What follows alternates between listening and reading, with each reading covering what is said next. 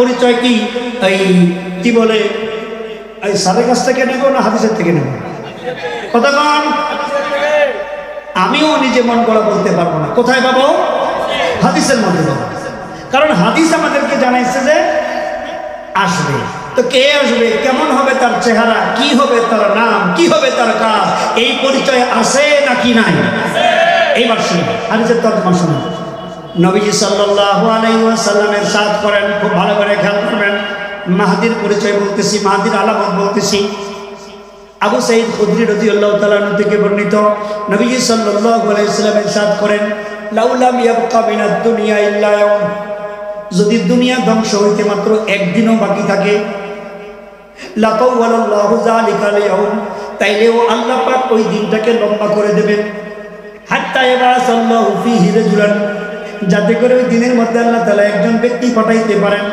ব্যক্তিটাকে মিন্নি, ব্যক্তিটা আমার বংশের। বলেন না সুবহানাল্লাহ? চিৎকার করে বলেন। লোকটা কোন বংশের? নবীজির বংশের। কোন বংশের? বলেন না কোন বংশের? আহলে বাইতের। বলেন না কোন জায়গার? আহলে বাইত। কোন বংশের? আহলে বাইতের। নবীজি বলেন রাজুলান মিন্নি।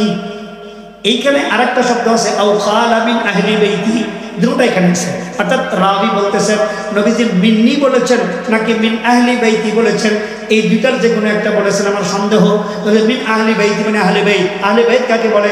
নবীজির পরিবার বর্গকে বলে আহলে বাইত। এইখানে এরকম আছে। আরেক রিওয়ায়াতের মধ্যে আছে মিন ইত্রতি, আমার পরিবার থেকে।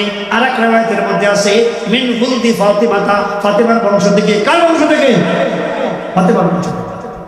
তাহলে কয়েকটা বর্ণনা থেকে পাওয়া গেল নবীজির বংশ ফাতেমার বংশ থেকে আসতেছে। কে? ইমাম মাহদী। তার নামটা কি?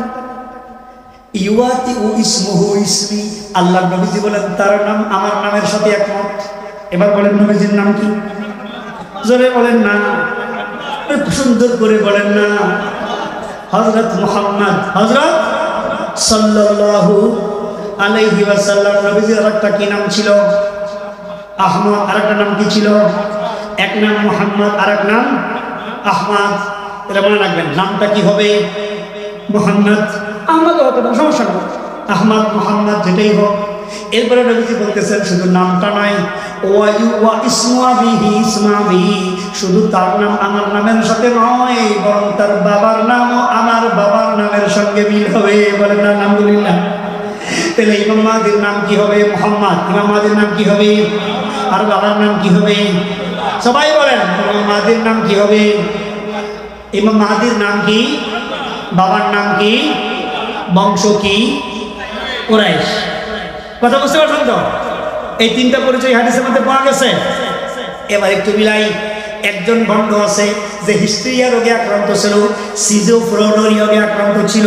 হিস্ট্রিয়া রোগ বুঝেননি, মাথায় সিট হয়। মাঝে মধ্যে সে বলে যে আমি খোদা, মাঝে মধ্যে সে বলে আমি আল্লাহর বউ, মাঝে মধ্যে সে বলে আমি নিজেই হইলাম মুহাম্মদ। এরকম একজন পাগল মানসিকতার লোক ছিল। সে নিজেকে দাবি করলো আমি হইলাম ইমাম মাহদী। জোরে বলে নাউজুবিল্লাহ। আমরা জিজ্ঞাসা করলাম যে তুমি যদি ইমাম মাহদী হও তাহলে তোমার নাম কি? বলে আমার নাম হলো গোলাম আহমদ। হাদিসে কি জানছেন? কথা বলেন, হাদিসে কি জানছেন? আর তার নাম কি? গোলাম আহমদ আর আহমদ কি এক জিনিস? আচ্ছা এবার আপনি বলেন, এইখানে একজন মানুষ বসা আছে, আমরা যদি ধরে নেই তার নাম গোলাম আহমদ, আর ওইখানে একজন নাম আছে তার নাম আহমদ। এইখানে সভাপতি সাহেব যদি ডাক দেন জনাব আহমদ সাহেব আসেন, তাহলে কি গোলাম আহমদ আসবে না আহমদ আসবে? আর যদি সভাপতি সাহেব ডাক দেন গোলাম আহমদ সাহেব আসেন, তাহলে কি আহমদ আসবে না গোলাম আহমদ আসবে? তাহলে গোলাম আহমদ আর আহমদ কি এক নাম? এক নাম।